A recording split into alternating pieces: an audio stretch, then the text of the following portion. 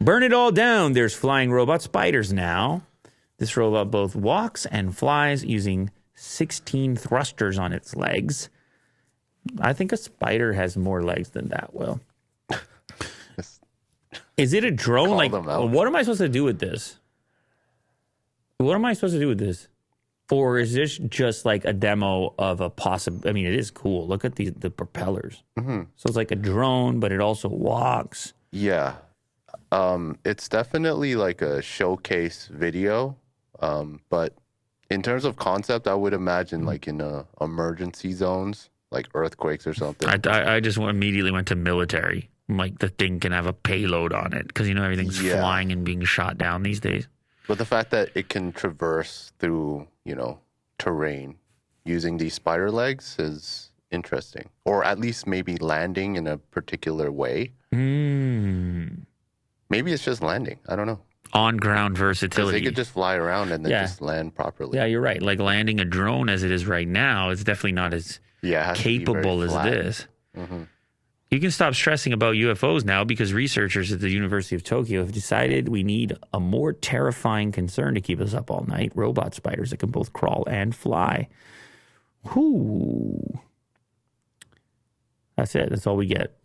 Oh, there we go. Instead of making a flying spider involves more active equipment, the problem isn't just that packing a multi-leg robot with enough servo motors. I know, it looks like it has so many different articulating points and small components.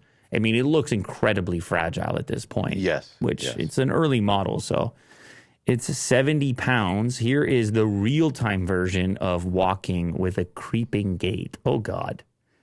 This thing approaching you with its creeping gait. Oh, God. Look at that. It's kind of like floating and it's almost like each arm has to fly on its own to lift. It's using the propulsion. Yeah. Wow, that's so weird. You know why it's unsettling? It's because there's no front or back. Okay. It's just this... How do you feel like just about the insects in general and the spiders? Like you encounter a spider, are you one of these people that like, get away from me? Are you one of these people that, I don't like it. Oh, you don't like it? I'm not terribly afraid. It's interesting. I think the house centipede is my, fear. That's the one that gets you going. It's interesting. Yeah, rats or snakes or whatever, no big deal. Just centipede.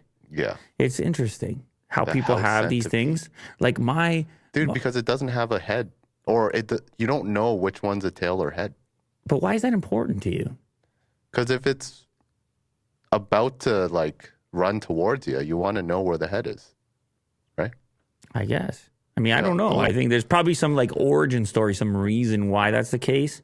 Some, deep-seated genetic As if, there's DNA. A prey that's going for the head, they wouldn't know which side it is. So, it confuses them. So you're a predator then. Centipede's gotcha.